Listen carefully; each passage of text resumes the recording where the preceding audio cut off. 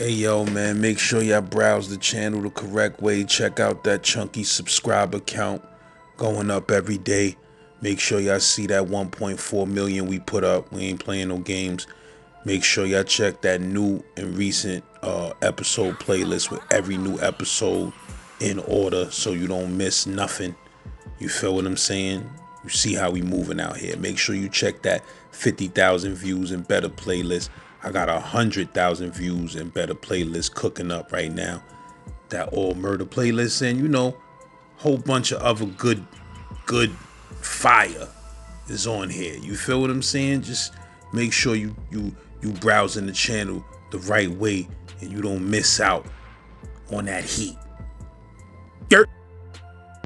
Word, and you already know the drill, man. If you love what I'm doing over here, you love what I'm cooking up like a chef in the kitchen on this YouTube channel, feel free to send me a Cash App donation, you heard? And make it chunky McGunky. And that's a fact. Z-Man, get at me. I remember one time Three Low was going to jail, and they had a bunch of debts. And some people from City Hall walking through the hallway, and we happened to be going to jail. And everybody in that house damn near, let me see, it's 33 cells on each side. So that's what, 66 people. Out of 66 people, 55 dudes had scars on their faces.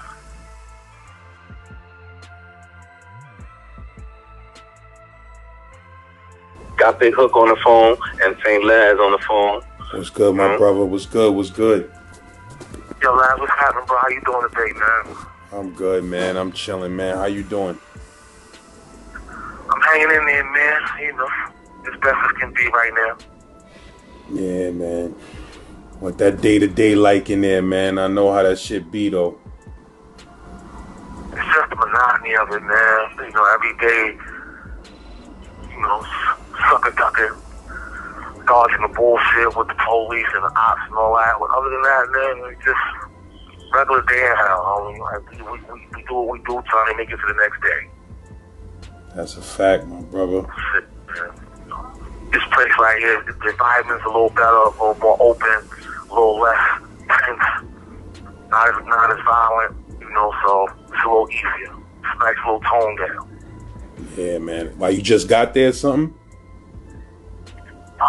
What, 10 months now I've been here? Yeah, man. So, you know, trying to make the best of it. Oh, you said you was talking about something that happened on Rikers Island back in the days when dudes ain't know who you was and you came to the house? Yeah, you know, so many things happen, and that's the island was a lot different. C-74, adolescents at war. It's a lot.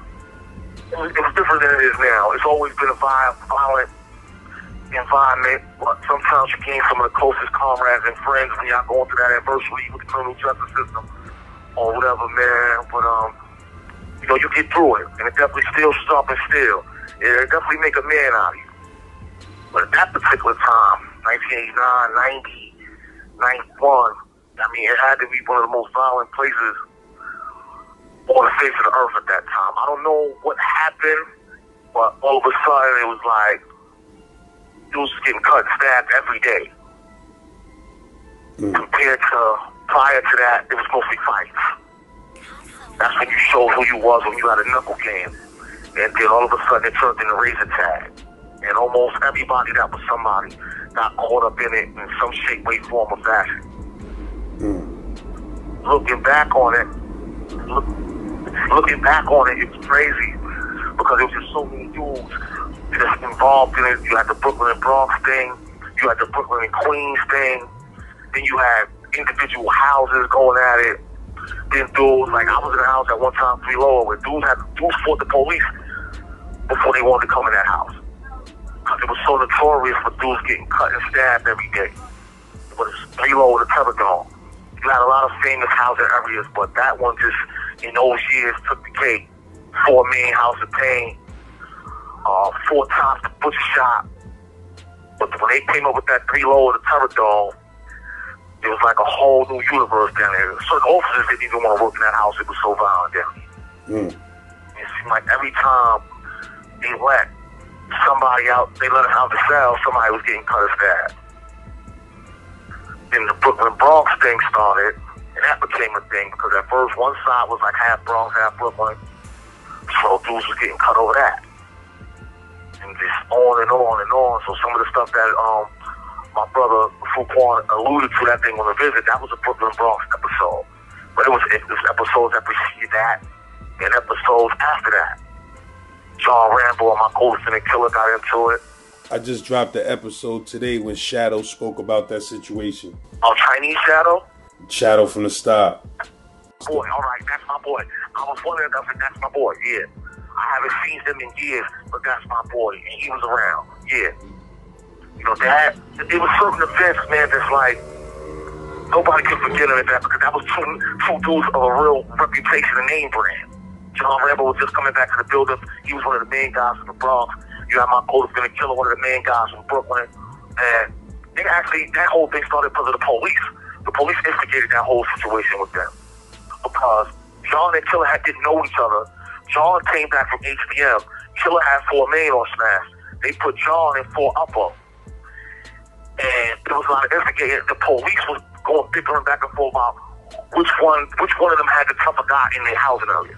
So when the Whistlers got back to Kay went up there and spoke to John, like, listen, I don't know you, I don't have no issues with you, but this is what's swirling around. And then this shit happened on the visit when he snatched Kay, he snatched the chain from Kay, and they got into it. And like, that's one of the best fights dudes said they've ever seen on Rikers Island. That fight between them two. Because they was going at it before they even went on they didn't even, like, they visits got postponed because they was back there fighting for so long over that situation. So that was a Bronx guy snatching the chain off a Brooklyn guy. And you had the 3 co-defendants from Mo-Dog, Dubo, and Un, and Stan had cut Un. So then the Brooklyn Bronx thing just took on a life of its own after that. One incident to another incident. My first night, I come to Lower, the brother Prince from out of Edom on the Bronx. I come in and I'm asking him about the phone because, you know, everything was about the phone. That phone was a status symbol at that time. So I'm like, what's the phone? So he's like, yo, I got 9 a clip. But I'm like, yo, you suicide. How you got? The next morning I come out and Mo-Dog, N.A., Dubo, they in the Seagate. I come in the Seagate. I'm like, yo, what's up with this phone? First about this, they don't worry about it. He ain't gonna be there later. And there, sure enough, when we went to jail, he got fiend out and cut on the steps. And, you know, he was just on, and that Brooklyn Bronx thing just took on a life of his own after that. Just back and forth. A lot of unknowing brothers from both boroughs got caught up in that, got cut, got stabbed, not even knowing what was going on. You know, so they started trying to split us up to housing areas, putting everybody from Brooklyn that was repping at that time into Lower, putting everybody that was repping the Bronx up in. But they didn't even have, because one side of that 2 upper was Bronx, but the other side was Flatbush. So it was funny because almost every housing area, one side, Brooklyn was well represented. You said Flatbush had a whole house, and what house was that? In 2 upper at that time, when that jumped off, the Bronx never had a whole, like 3 Long was an all Brooklyn house. We got all the Bronx dudes that was adversary house. But they couldn't do that in 2 upper. Flatbush had one side, Simeon and the Bronx dudes all on the other side. Like Mar 9, you had one side Brooklyn, one side Uptown. Mar 8, one side Brooklyn, one side Queens. 4 Main, one side Spanish, one side Brooklyn. 4 Upper, both sides Brooklyn. So I'm saying you see the commonality in that. Like, you couldn't, like, I don't know if you just had an abundance of Brooklyn dudes that was repping at that time, and we was everywhere. In every housing area. So when the beef between the Brooklyn and Bronx escalated, I didn't really see how they could win because we just outnumbered them. There was no house that you could really go to where Brooklyn wasn't well represented at that time. And then the beef just took on those 2 incidents with Un and with Kay on the visit floor.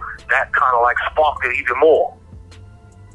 Then Prince, and then after that, every day, the police didn't know what to do because they wasn't checking forecasts for addresses where you from before they put you in a housing area.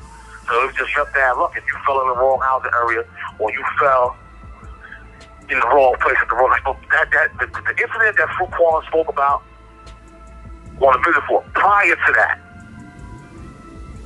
maybe a week prior to that, we had just jumped on the Bronx dudes from two up in the yard. So that next incident was the visit. And see, it kept going back and forth. Then like 2 weeks after that, they caught us in the yard. But they procrastinated, and a smart, thinking correctional officer came. There was only like 8 of us out there. And they came out like 40 deep. But they procrastinated on getting to it. And the next, a correctional officer came out there and dragged all of us inside. Whereas when we had that opportunity, we got right to it. We didn't waste no time. We got right to it. So who? And it was always. Who y'all had got it on with from the Bronx that was in the yard that day? K9. John was already gone. One in the pound. I don't know where John went. It was just K9, Shawan, Science. Yeah, Science. Stan was already gone from the Bronx. Brave Dave, maybe rest in peace, was already gone from the Bronx. So those are the main ones that I remember that far back. The rest, I didn't really get to meet a lot of them dudes because we was adversaries at that time, so it wasn't really nothing to talk about. What's the Gargamel? What's the other Wacko? Yeah, Wacko. That was the dudes that they had that was really in their house that was going for them, going hard for the Bronx at that time. And it was funny because later on when we got up north, a lot of us became cool, and we put all that borough nonsense behind us. But at that time, it was just so many of us was just so caught up in that. And, we were 17, 18, 16, 17, 18 years old. Most of us facing serious cases. So that was just like exercise in between us fighting our criminal cases. That adolescent energy. Yes. And it's like they say, still sharp and still. So dudes was like, man, you really knew who was who. But it wasn't about fighting no more. Everybody was getting caught. So you had to be on your P's and Q's, and you had to be ready at all times. If not, I remember one time 3 Low was going to jail, and they had a bunch of debts. And some people from City Hall walking through the hallway, and we happened to be going to jail. And everybody in that house damn near, let me see, it's 33 cells on each side. So that's what, 66 people. Out of 66 people, 33 north and south side, 55 dudes had scars on their faces.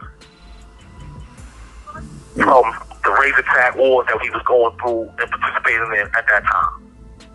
Crazy. And dudes that was new admissions coming through, hearing about P.O. the Teledome, they would rather fight the police. Like we actually seen dudes, they're bringing dudes down there, telling you going to 3 Lower, and then they start fighting the police right there on the scene because they didn't want to come in that house area.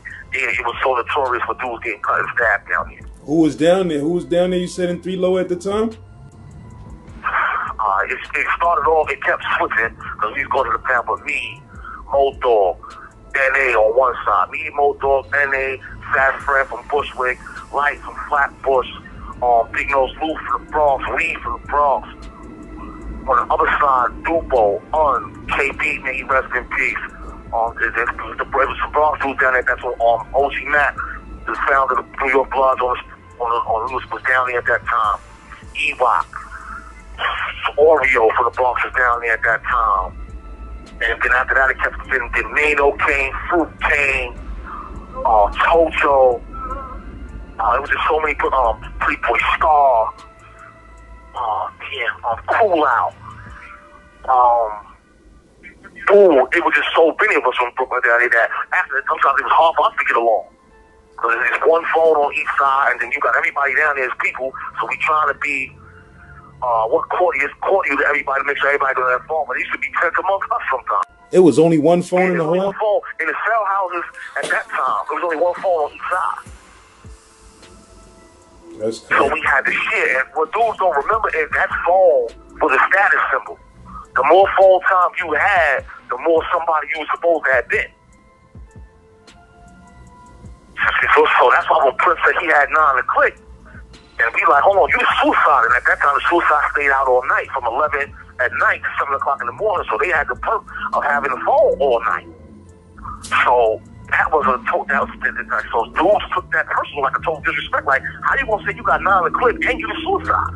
So we already did it for the Bronx.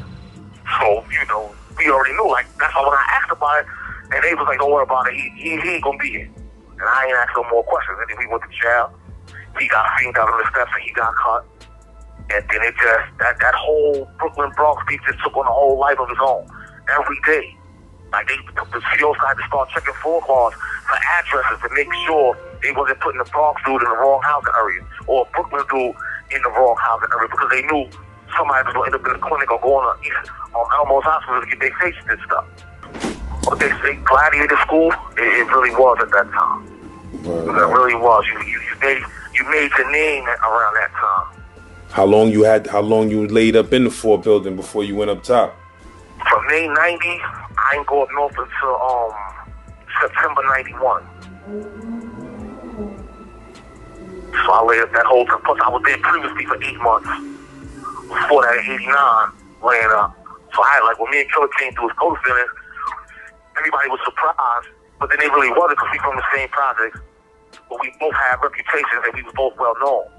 So Robo Just, and he rest in peace, Pookie, Pretty Tall from out of Brownsville, Ron Duke from out of Brownsville. I don't think Duke was there yet, but when we came through, but it was so everybody that had a name at that time recognized our names when we came back through as co-defendants. It was just so many dudes down there at that time. Everybody was trying to be a stand-up guy. You have 1 minute left. And be about their business, man. You know, I'm glad I don't see too many of them no more still locked up in the penitentiary. Hopefully they're out there living well. But it was just a thing at that time. And it was a damn shame, but it was a thing. Because when they wanted to show off how violent Rikers was, and they brought him to that C-74 episode, they brought him Sugar 3 Low to see us. And they paraded us like, like fucking zoo animals. Everybody had a scar on their face, and everybody got murder cases at that time, and everybody 16, 17, 18 years old. So they used that to show how violent it was. They wasn't doing much to stop it. I don't know, what did they expect? They had all this adrenaline, all this youth there, and it was already coming from the street with violent cases. What did they expect was going to happen? Thank you for using Securus. Goodbye.